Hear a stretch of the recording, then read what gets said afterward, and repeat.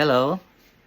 Ngayon, ang pag-usapan naman natin ay tungkol sa self-defense. Marami kasi sa mga, base sa experience ko, marami sa mga kababayan natin ang hindi masyadong naintindihan kung ano ba itong self-defense. At saka bilang isang abogado, kadalasan, maingat kami.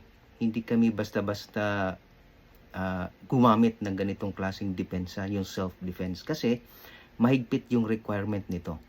Unang-una, itong self-defense, ito yung isa sa mga justifying circumstances na sinasabi. Pag sinabing justifying circumstances, ito yung mga circumstances o yung mga sitwasyon na nakapaligid sa isang nagawang krimen na kung present itong mga circumstances na ito, ay maaring walang krimen na nagawa, walang pananagutan ng isang akusado doon sa krimen niyang nagawa dahil justified ang kanyang ginagawa. Kaya walang krimen, hindi siya mapaparusahan dahil sa kanyang ginagawa. Ito yung isa sa mga justifying circumstances. So, itong self-defense, isa ito sa mga justifying circumstances. Pero sa sinabi ko kanina, bilang isang abogado, hindi ako basta-basta gumamit ng ganitong klaseng depensa. Maingat ako sa paggamit nito.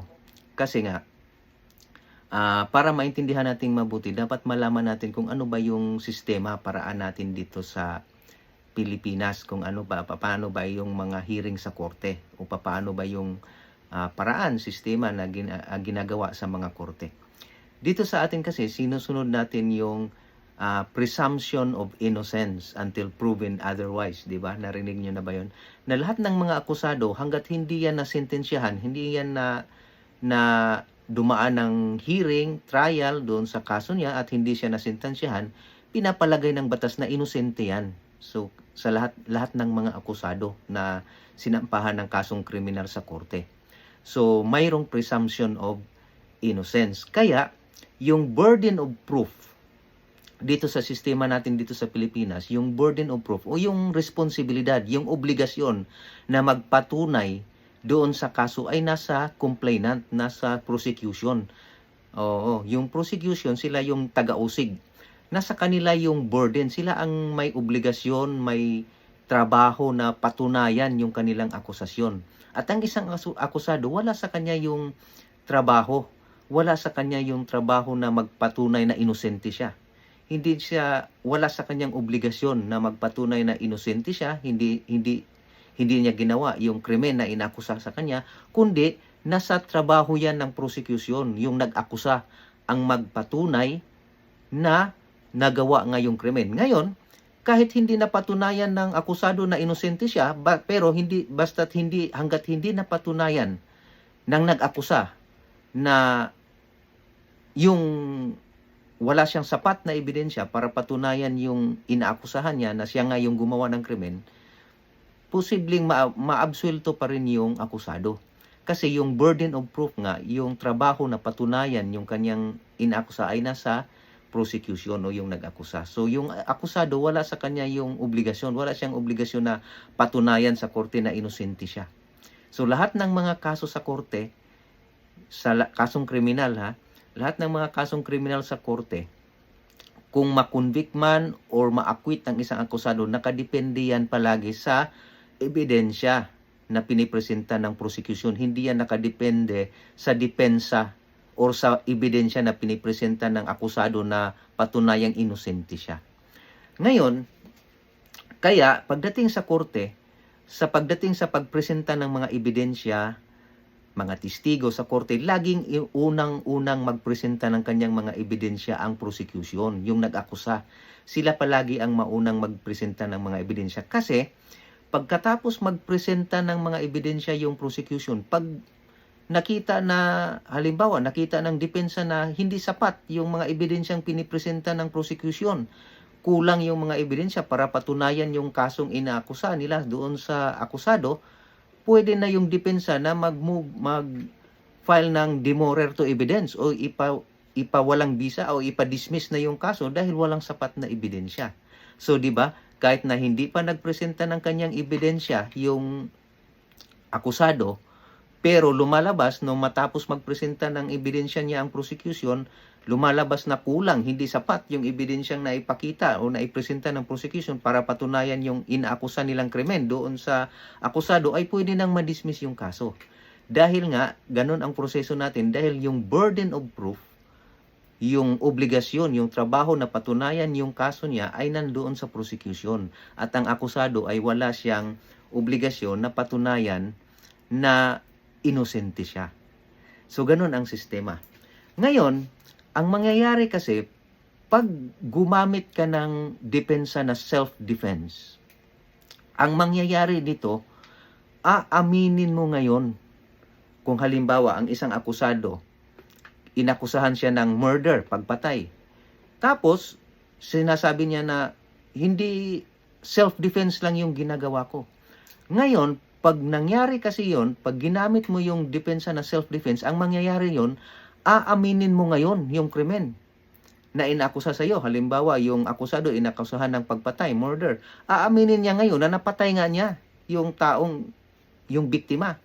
Pero, na pinatay niya yon dahil justified. Pero dahil lang sa self-defense, kaya niya napatay yun. So, sa ganong sitwasyon, ang mangyayari ngayon, mag-shift ngayon yung burden of proof. Ibig sabihin, yung obligasyon ngayon na patunayan na justified nga yung pagpatay doon sa tao ay nasa akusado na ngayon. So, mabaliktad na. Kaya, pag gumamit ka ng self-defense, ang mangyayari sa korte, magkakaroon ng reverse trial. Ang ibig sabihin ng reverse trial, di ba pinaliwanag ko sa una na sa una, na yung mga korte, yung mga kasong kriminal sa korte, laging maunang magpresenta ng kanyang ebidensya yung prosecution kasi nasa kanya yung burden of proof. Ngayon, pag gumamit ka ng self-defense, magkaroon ng reverse trial. Ibig sabihin, ang depensa na, ang akusado na ngayon, ang maunang magpresenta ng kanyang ebidensya. Dahil ang burden of proof magsishift, lilipat sa kanya ngayon yung burden of proof. Siya na ngayon ang may obligasyon na patunayan na justified nga yung ginawa niyang pagpatay. So, yun ang mahirap pag gumamit ka ng self-defense na depensa sa korte. Kasi, aaminin mo na ngayon na ginawa mo nga yung krimen, pero justified. So, dahil doon, inamin mo na at gumamit ka ng self-defense, halimbawa, na depensa, ikaw na ngayon, magsishift na ngayon sa iyo yung burden of proof. Ikaw na ngayon ang may obligasyon, may trabaho na patunayan na justified nga, na self-defense nga yung nangyari, kaya mo napatay yung biktima. So, kaya mahirap itong self-defense na depensa. Kaya ako, sa experience ko sa korte, hindi ako basta-basta naniniwala or hindi ko basta-basta ina-advise sa kliyente. Halimbawa, pag sinabi ng kliyente na self-defense lang yun. Pero dapat pag-aralang mabuti kung talagang self-defense ba yun. Tapos, itong self-defense na depensa, mayroon itong mga requirement. Hindi mo basta-bastang maano yung self-defense. Mayroon, para mapatunayan na self-defense ngayon nangyari, dapat mayroon itong tatlong element. Unang-una, mayroong unlawful aggression. Ibig sabihin, yung unlawful aggression, hindi lang yung basta-bastang inatake. Talagang mayroong actual na inatake yung taong nag-self-defense. Tapos, dahil sa unlawful aggression yun, namimiligro yung kanyang buhay.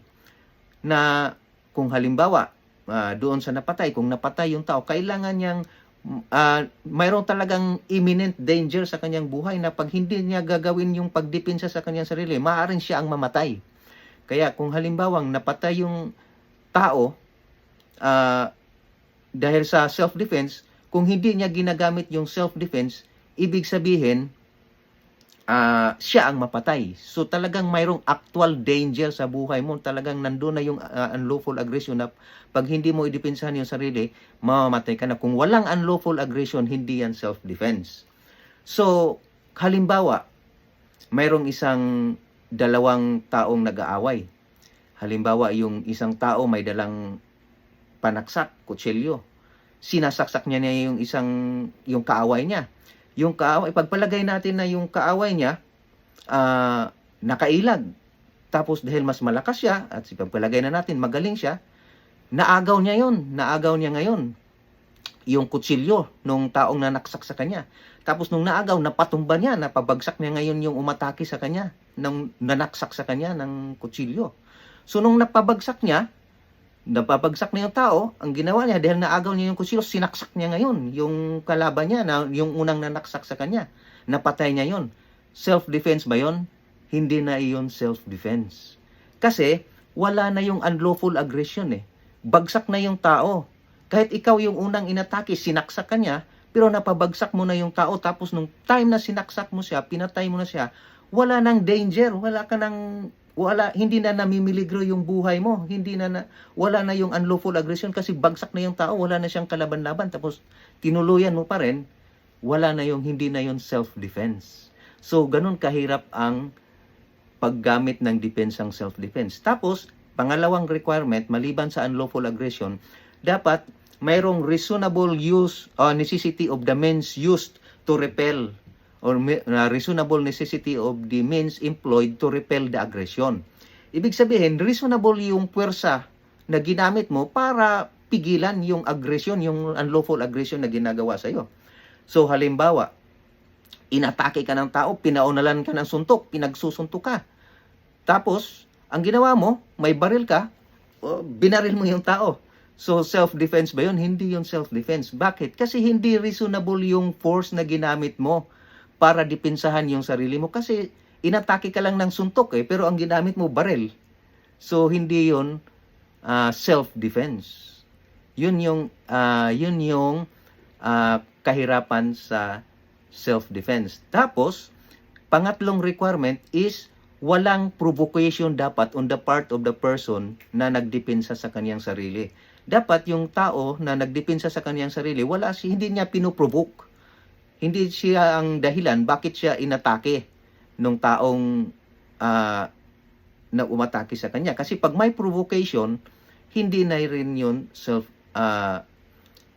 self-defense. Kung halimbawa, inatake ka ng tao, pero ang dahilan bakit kaya inatake? Dahil pinoprovoke mo siya.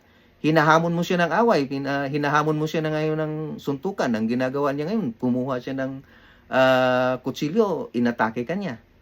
So, ang nangyari doon, hindi na yon self-defense kasi mayroong provocation Hinamon mo siya. Ikaw ang nag-udyok sa kanya para atakihin ka. So, walang self-defense.